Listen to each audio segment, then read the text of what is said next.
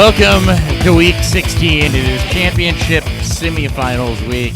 There is still a pandemic ravaging the NFL, so still a lot of lineup decisions to be made. It's an early edition of Beer Fueled on the weekend.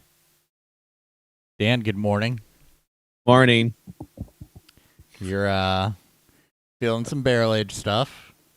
I'm feeling barrel age, and I'm being also fueled by league settings in leagues that don't allow Sunday pickups because they have daily waiver resets, Which is it's a really terrible time of the year to have daily waiver resets in season right now. Just a really bad time. There's also really no point for that on Sundays.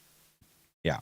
Like, I'm fine the other 6 days of the week. If you want to put waivers on there, I get it. If you're just trying to help the parity of the league and people who can't sit on their phone every second.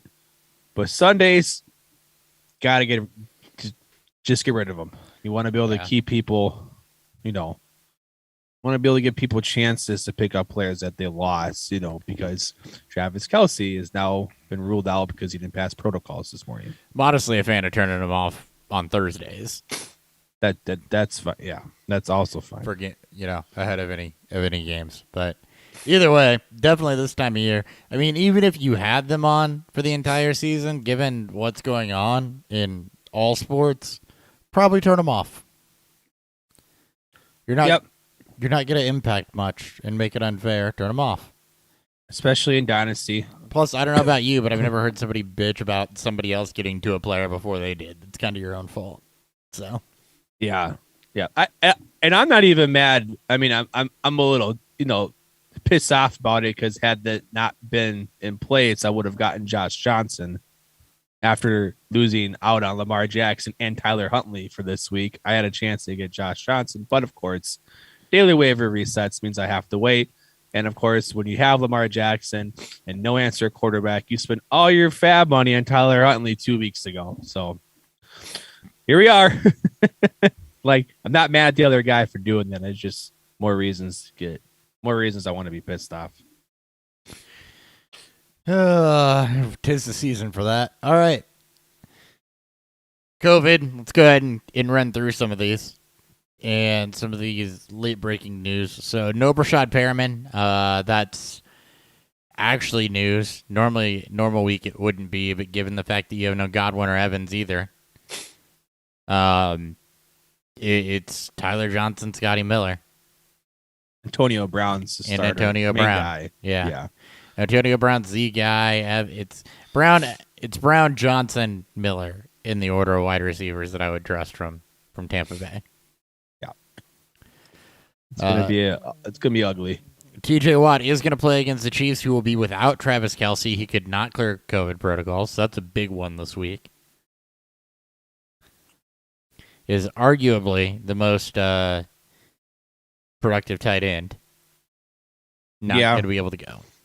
Blake Bell, Noah Gray. None of the above. None of the above for other receivers. Find somebody from a different team. I don't know. Someone's going to have to step up because I don't know how a team doesn't double cover or triple cover Tyreek Hill now. Tyreek Hill the entire day now. Probably see more Hardman mix in, maybe, but it was pointed out, getting, I would say outplayed, but I say Byron Pringle as much run as Byron Pringle. So yeah, I want to say Byron Pringle's probably the guy. There's an option to take a shot on him or one of the tight ends if whoever steps into maybe Kelsey's receiving role. Maybe Edwards-Helaire more involved in the receiving game too. One can hope. Split him out with Darrell Williams in the backfield.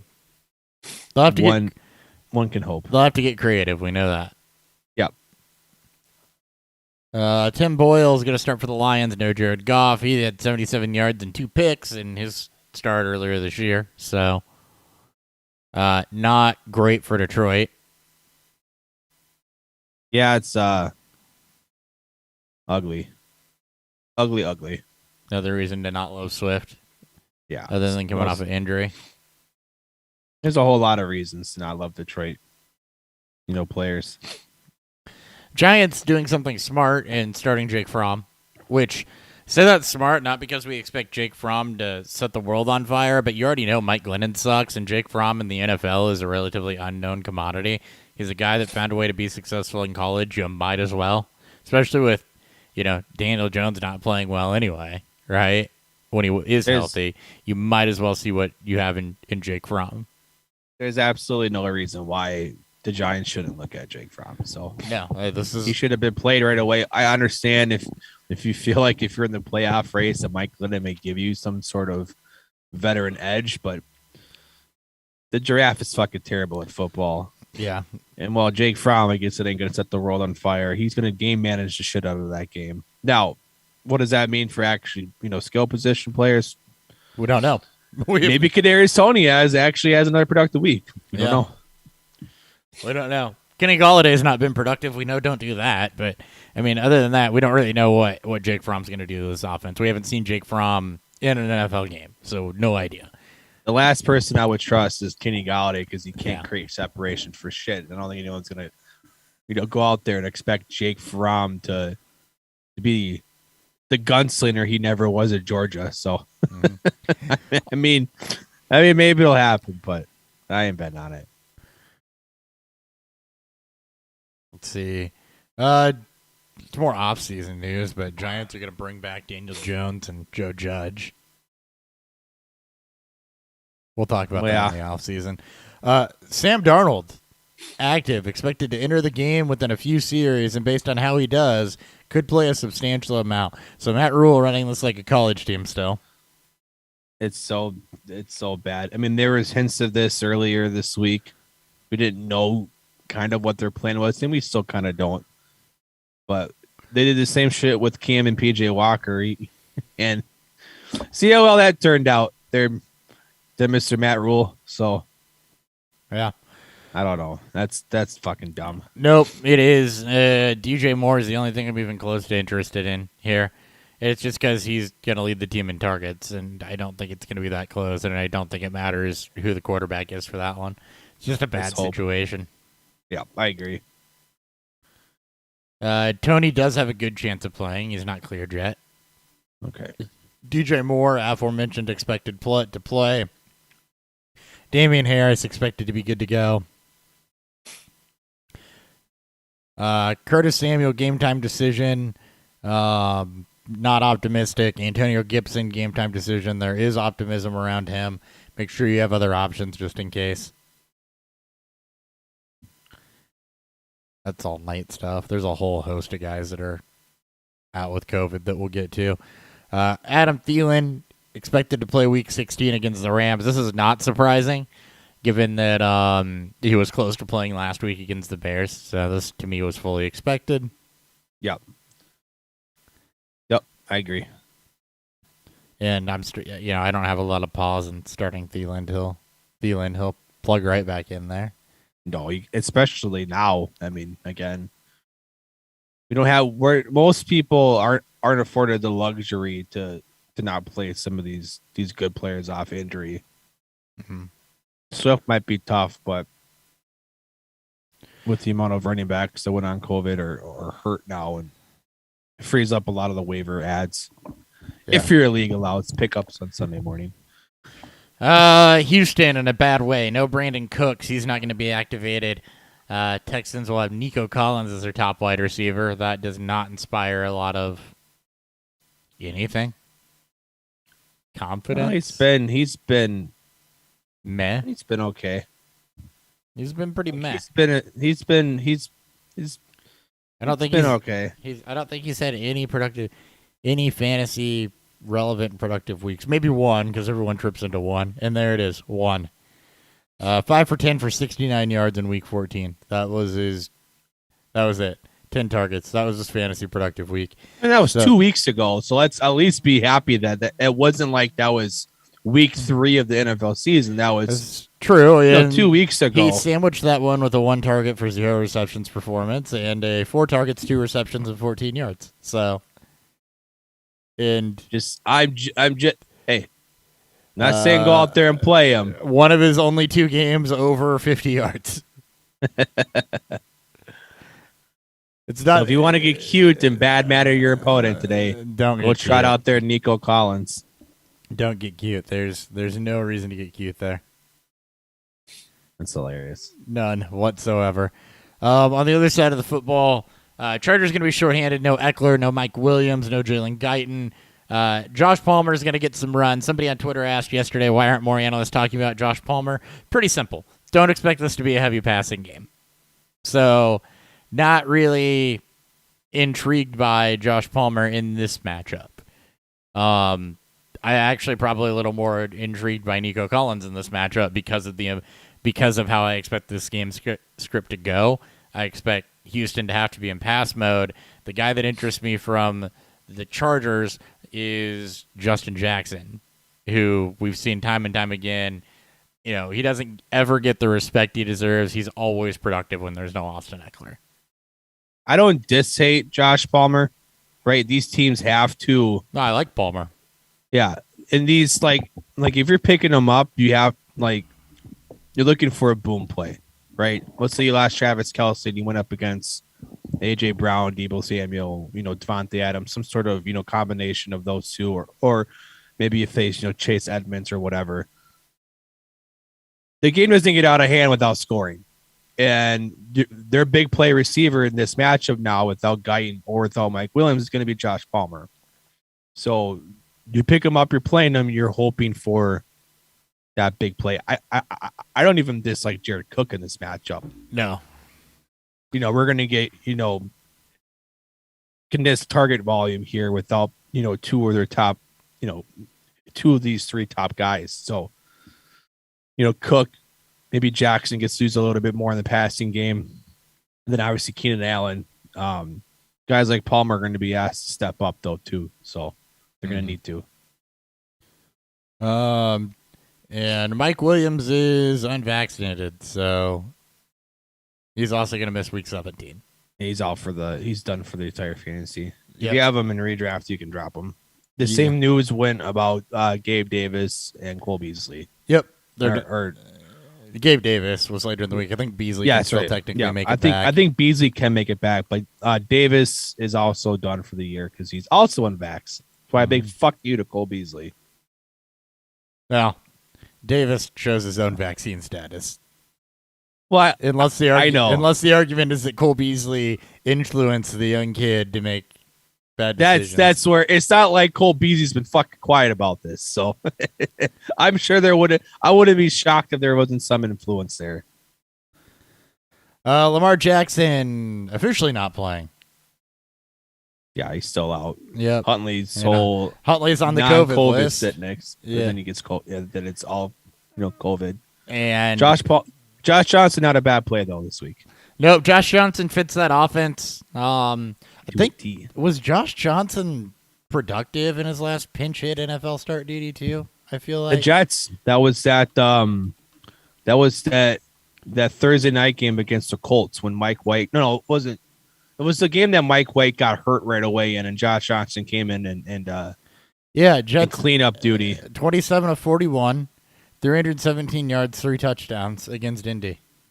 Yeah, it's Bengals, and this offense is actually a better fit for him than what the Jets gave him. So yeah, no, because of the rushing upside that he has. He is not a bad play this week. Trying to look at where his target disbursement went in that game. I expected to see. Mark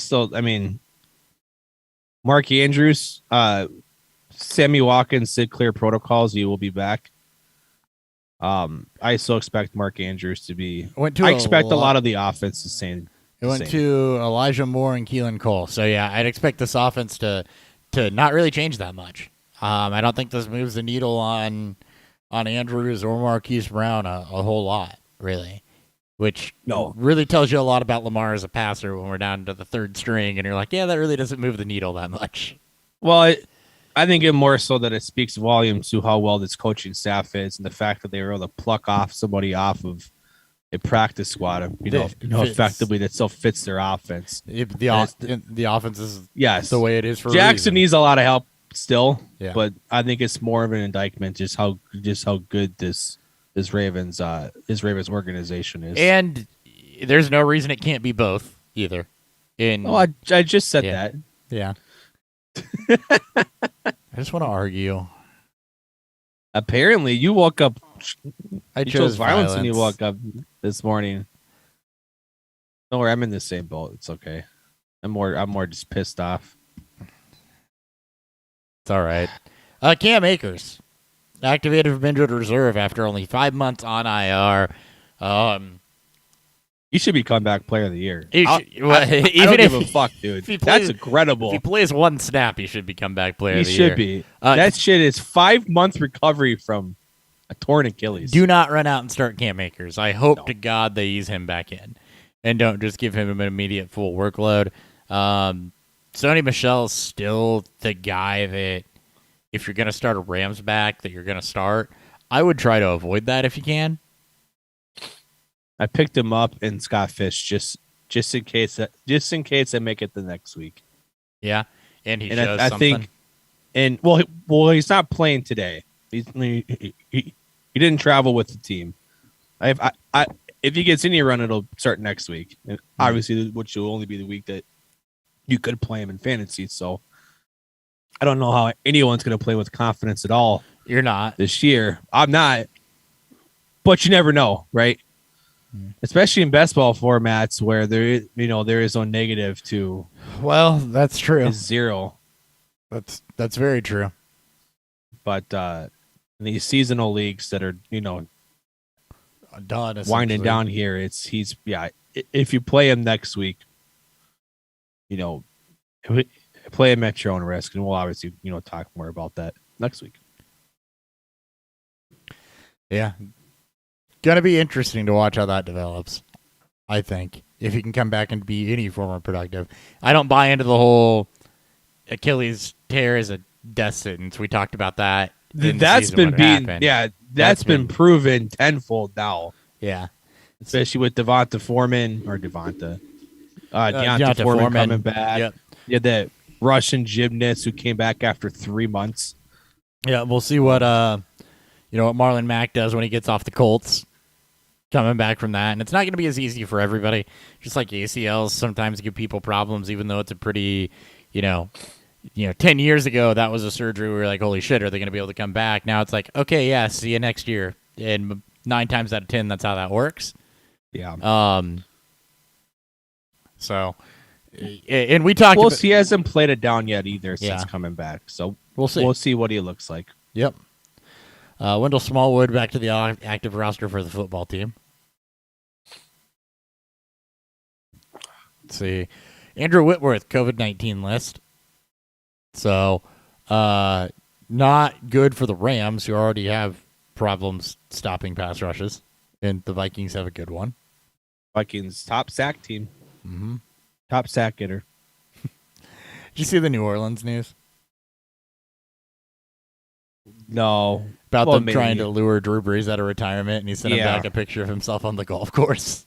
Oh, the only time I've ever liked Drew Brees. Good moment. Ian Book going to start. Blake Bortles will be his backup. Blake Bortles, the boat rides, is still afloat. Ian Book. He was productive at Notre Dame, more so, on the rushing game. I don't think he don't expect like a Tyler Huntley type of situation. Yeah, you expect a Taysom Hill type of situation. In like bad Taysom Hill, because Taysom Hill, quarterback Taysom Hill. Quarterback Taysom Hill. You're hoping for rushing volume. At least he's paired with Sean Payton. He's one of the better offensive minds in football, and still is one of the better game planners out there. So it's not like they're going in this blind, and just like with Baltimore, there is at least familiarity from a quarterback standpoint from moving from Hill to Book. So right. Ramondre Stevenson not going to play this week. He's on the COVID list. Patriots get the Bills. They ran all over them last time they played. I kind of spun the narrative on Thursday, I think it was, that I don't think Buffalo's going to come in and let themselves get run all over again. However, it's all about execution, and the Patriots did prove that they could execute that, and now Damian Harris coming off even with the hamstring injury coming off the hamstring injury potentially should see a boatload of work in this one with no Ramondre Stevenson. Kendrick Bourne was also activated off of the COVID list. No, with no weather, you may see. Maybe New England decides to go, I won't say a little more up tempo, but you may see a little more passing that way. Harris coming off of his own injury. We'll see if he. I expect him to get the lion's share of the workload. I don't know what the backup is there now with. I think J.J. Taylor is also on COVID, and what about? It's a Brandon Bolden, isn't it? Brandon Bolden, yeah. Yeah. It was, been their reliable pass catcher during, times of lost starters. So won't be surprised if we get a 3-touchdown Brandon Bolden game, because that just seems to happen with these Patriot running backs. So it's been gross. Who let you talk? I chose violence too, so we're gonna talk. We're gonna have to talk. Crowder's doubtful. That it paves the way for Braxton Berrios to actually have some relevance. We talked about target volume to Berrios. They both primarily play out of the slot. Actually, don't hate that matchup against the Jaguars for Braxton. Someone's got to catch passes there, right? And Braxton Berrios is the name that came up. So. Maybe Ryan Griffin will actually be something. Hold on, let me go see if Braxton Berrios is available in any of these leagues. Braxton Berrios is about to give you a... Hold on, I got to see if he's available in Scott Fish, because thank God there's... Right when you get onto your Scott Fish home screen, it says, please don't make any waiver moves if you're eliminated. Yeah. This allowed me to pick up Antonio Brown, Justin Jackson at free will. So I'm just kind of going through and just... throwing up the Hail Marys. Where's Braxton Berrios is there? Hell yeah. Hell yeah. I'm playing him now. Over who? Emmanuel. Well, right now I think Emmanuel Sanders pegged as starting. He's the only other healthy Bills receiver, though. Other than Diggs. I would go Berrios, though. I really would. I'd probably, yeah. There's other guys, but I can't drop some of them because they played already, but Braxton Berrios carried you to the Scott Fish finals. On the backs of all these receivers I'm just picking up, and Justin Jackson played him today. Oh, it's great. This is it's like a whole new some mental draft here. Swing for the fences. That's right. When you're playing against 200, I think there's 200 plus teams, because there's at least 2 teams from each or at least 10 teams from each conference playing in the finals. Not this week, right? This is the semifinals. This is to find out the top 10 for next week, because next week it's whoever wins the top 10 that's left over from this week. So I think it's the top next week's whoever wins the whole damn thing, right? Yeah. So this week is all the conferences are pinned together, right? And it takes the top 10 from that. And then next week is the winner of said top 10 from this week. And then that's the winner of Scott Fish. I didn't think the entire league was playing against each other this week, though. That's what I said. All the conferences are playing each other this week now. So it took the top 10 from what this past week was the top 10 from each conference going to play each other in this massive pool this week. So this week is top team wins the division and advances to week 17 SFB funny. This is conference finals this week. This isn't all conferences mashed together. Oh, so it's just the top player from each conference that plays. It's the top one from each conference that goes into the final. And then all the conference winners play each other next week to see who wins. Yes. Okay. So okay. That sucks. That's why I went and looked. That sucks. You're in the conference finals. Yeah. I mean, I just thought he would have all the conferences playing each other already. Nope. That's what it was last year, but not until the final. Boom. Top team wins the division and advances to the SFB final. Conference finals, you have to beat out, I think it's 11 other people. 10. 10 people. You have to beat out 10 people. Just be the top scoring guy. Yeah, sure. Just You're fourth. you know, You're fourth right lose. now. I don't have Travis Kelce. I know, but I don't think it takes any previous scoring. It's all based on per week now. It doesn't. All right. He updated him after yesterday. Updated scoring after yesterday's games. Oh, dude, you're not. You know what? You don't deserve to advance. You're not even fucking. Yeah, I paying do. attention. Oh, whatever. Not even I'm paying sorry. attention. You don't know. What I'm your sorry that score you lost is. by 2 points. 5. You don't know what the playoff format is. Like, you should just give me your spot. Yeah, that's not gonna happen. Maybe you should have won last week. Maybe you should have tried a little harder at that player conference that we talked about. Maybe To give him that pep talk. I don't even know what the hell happened in that league last week with me. Brady lost literally all of his players. Oh yeah, Brady lost fucking everyone, and Damian Harris was hurt and couldn't play, and Mac Jones had his worst game of the season. I'm pretty sure. It was rough. And Travis Kelce was the only one that did really jack shit for me. It was rough. It was yeah. I mean, I wrote on the backs of both Kelce and Mark Andrews that those draft picks truly finally paid off, and they get one glorious week of it. Yeah, Andrews carried was the thing that carried you. I got knocked out Tuesday night, I think. I mean, did me in. Andrews, Kelce. I mean, I had Hurts and Stafford who both had pretty productive weeks. Running backs. I was surprised I was as close to getting through as I was, given what I had to put out there. Yeah. But I guess last week was at least a bad week for everybody. It wasn't like half the league's blowing off and half the league's putting up duds. I mean, it was literally 4 players went off and everybody else put up duds. Yeah, right. Oh, things you love to see. So Mike Evans could return during the regular season. Miles Jack, COVID-19. Actually, even better news for the Jets. No Miles Jack, no Josh Allen for the Jags. Yep. So that's good. Right on. Early streams, not the way to do this.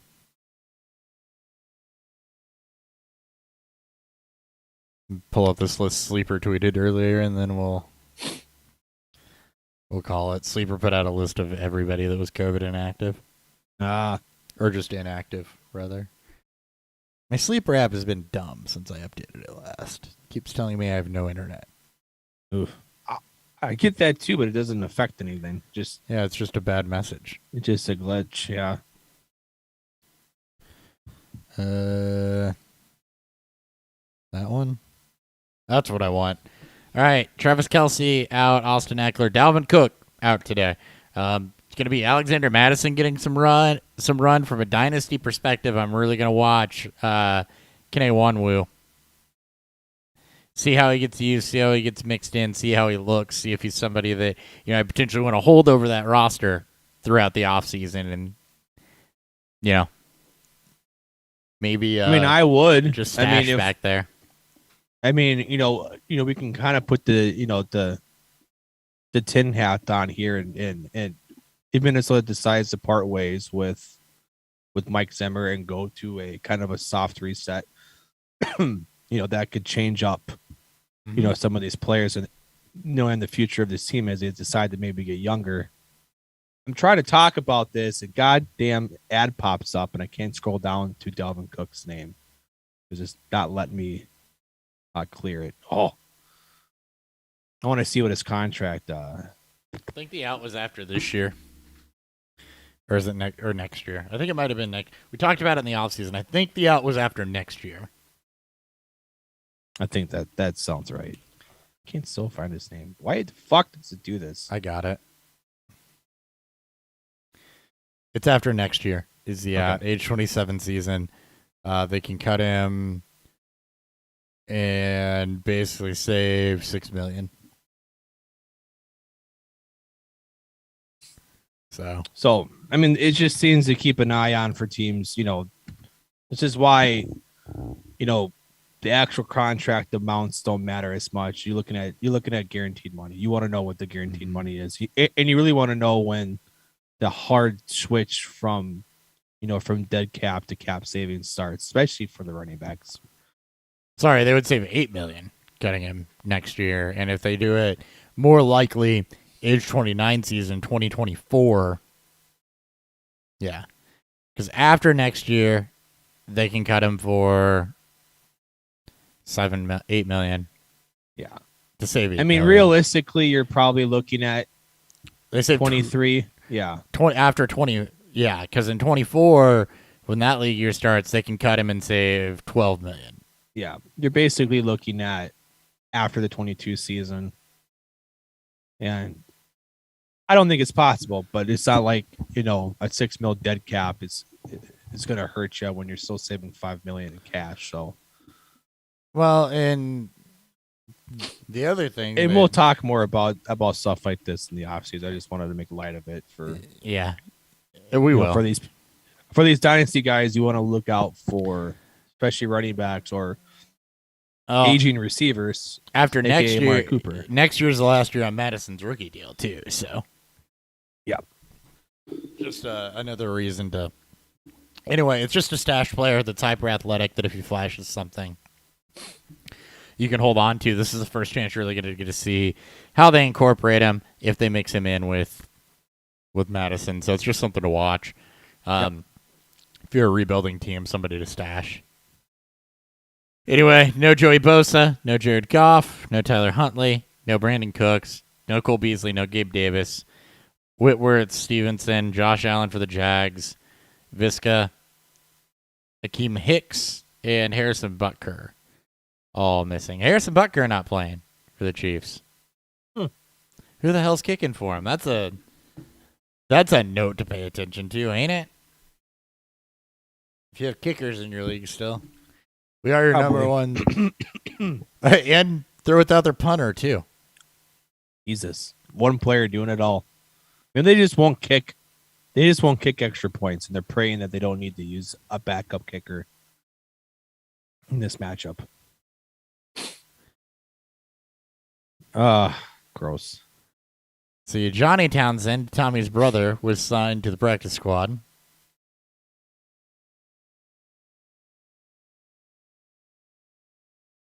I see nothing on who's replacing Butker. Oh. What the hell? Let's see what our lad says. Our lads. Elliott Fry.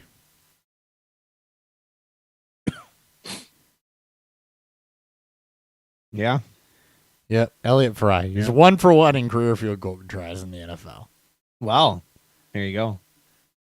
So totally unproven.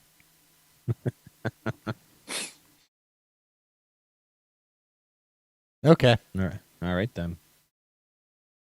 Sorry for the early stream. Not ideally what we want to do during semifinals week, but it is the weekend after Christmas, so I've got one more thing I have to do there. So, yeah, we will be back normal time next week. Got to double check We should. on that. Yeah. I'll be good. I'll be good. So we'll be back normal time next week for championship week, last Sunday stream of the year.